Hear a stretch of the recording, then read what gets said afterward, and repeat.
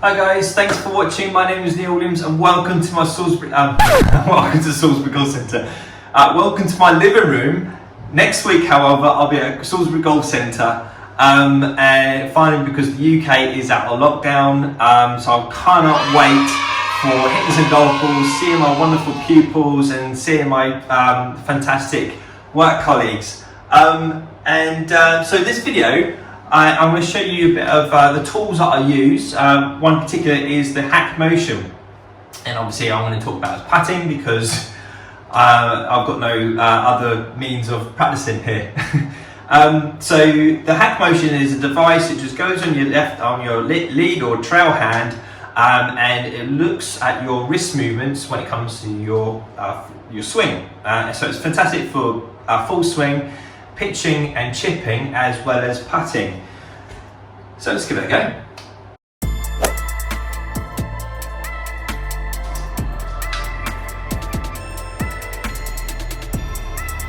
So there you go.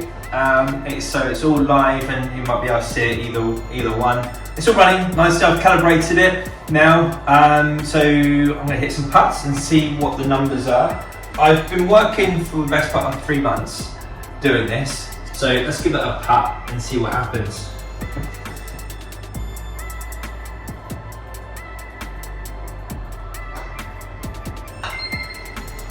Okay, so it's beat to me, and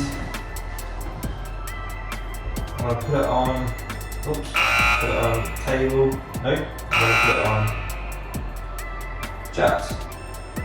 So this is the way we want to sort of see it as a picture as opposed to the numbers. So let's focus on the green one. The green one is the flexion extension on the wrist. So when it starts at 0 at address, that means to say you could be any sort of funky position and that would be at 0. Okay, so it's starting off 0 at that address position, and then from there you'll take the putt, and then it'll start, as you make the adjustments, it will move. Okay, so let's go back. That's going to highlight the green so you can see the green. So the flexion moves, and that basically controls the loft of your putter. Okay, so think of it so this way is flexion on the swing, and this is extension on the swing. Okay, so as you can see, if I start doing this, I'm going to be creating loft on the putt. If I'm creating this movement, sort of bowing on the wrist, which is down, then I'm creating less loft. Okay, so let's go into radial and ulnar deviation, which is the blue. This is this part here. Okay, so this is where you're talking about it coming off plane or on plane. Okay, so plane being the swing. So imagine you swing full swing. This is your plane swing, so it's steep, shallow. So this radial deviation and external radial and ulnar deviation will depend on what the putt is doing in your swing, whether it's steep or too shallow. Okay, so again, me personally, I like to see it online.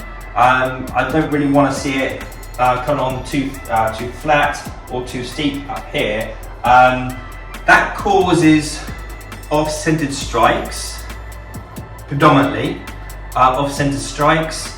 And so if a golfer has hit off the toe of the heel, I'll maybe look into, what's the deviation on their left wrist or right wrist for that matter, radial and ulnar deviation on that.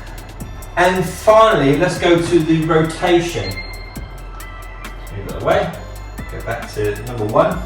So finally, the rotation. So the rotation is it's not so much your forearms, it's the rotation in space. So it's not measuring your forearm, because let's say you had this completely locked, it'll still measure this movement. So it's checking your forearm movement, but you could move this device using your shoulders, or using your torso, or using your hips.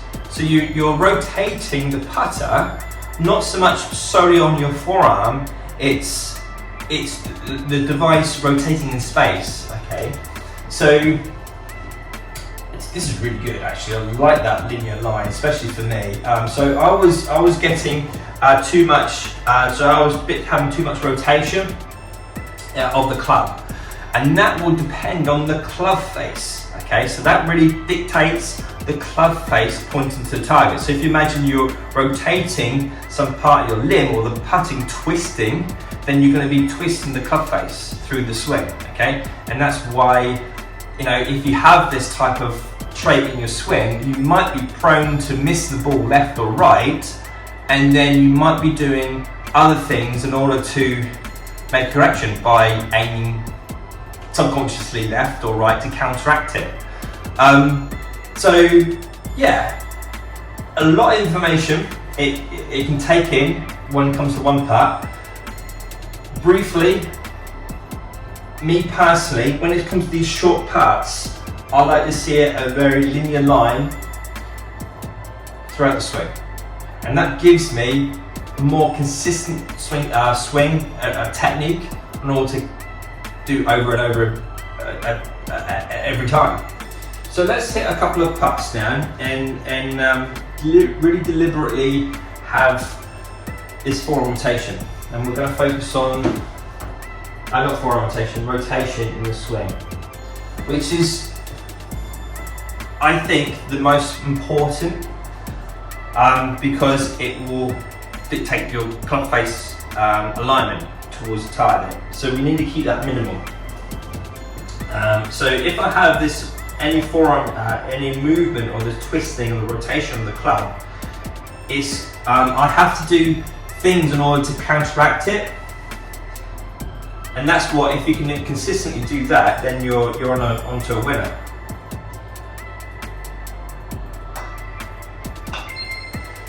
Okay, so I deliberately rotated through the swing, and you can see it rotated and it went down. So it's minus numbers. I mean to say that I on the backswing I took rotated around, and at impact I managed to get square and had the same number, same angle as it was at setup, and that's why it went in. That's why I managed to hit a straight putt. If I don't time it correctly, then the ball goes left and right, and the club face. I haven't hit the ball because the club face is. Well, I haven't hit the ball.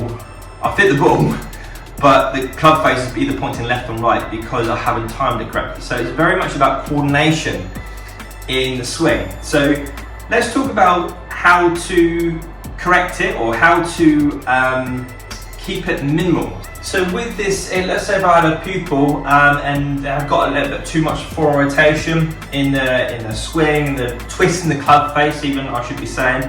So the twist in the club face, a little bit too much in their swing, and it's not keeping the club face pointed to the target as long as possible through the swing. I would get them to use this device here. So this is a 3T Type 1 device, and it goes on the end of your putter. Pop it in. Okay, so what this helps you to do is, as you take hold, we're going to apply the equal amount of pressure between the rod here and on your forearms. So if you were to move your hands around, then you're going to apply different amount of pressure on the rods on your forearms, and that gives you instant feedback. So what you're learning to do is learning to control your rotation of the club between what you're learning with the feedback you're getting from these rods on your forearms, and what you're learning to do is control the club face. So importantly, when applying this to your grip and to your putter, make sure your wrists are lined up with each other. Okay, so it means to say your wrists are lined up with each other, as opposed to like this. Otherwise, that won't work. Also as well, obviously it'll work very nicely with the more conventional grip. So again, so make sure also as well that the putter shaft lines up with your forearms. So again, we don't want your forearms, you don't have like a big angle between the club shaft and your forearms like so.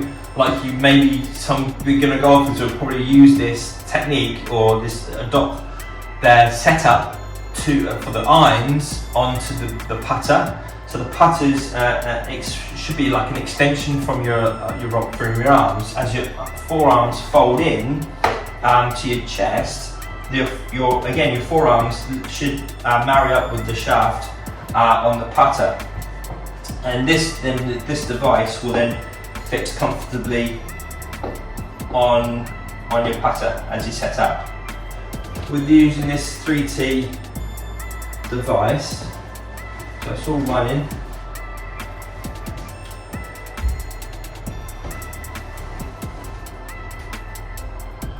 So let's give that a go.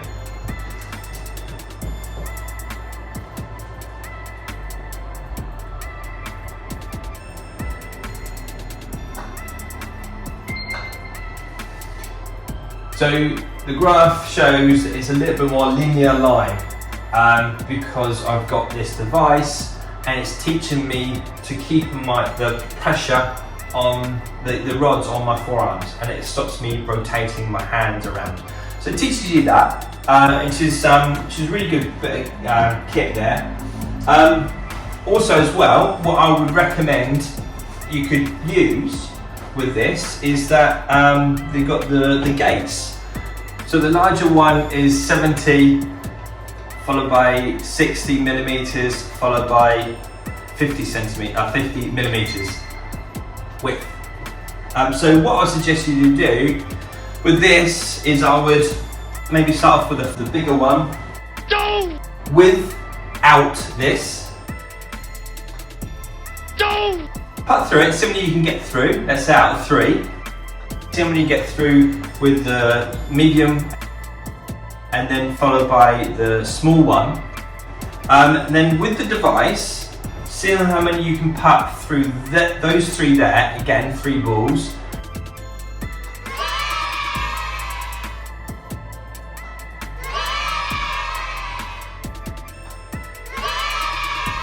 You should see a lot of difference. You should see a lot of big more, because you're controlling the club face alignment, because you're minimizing your rotation in the twisting in your club.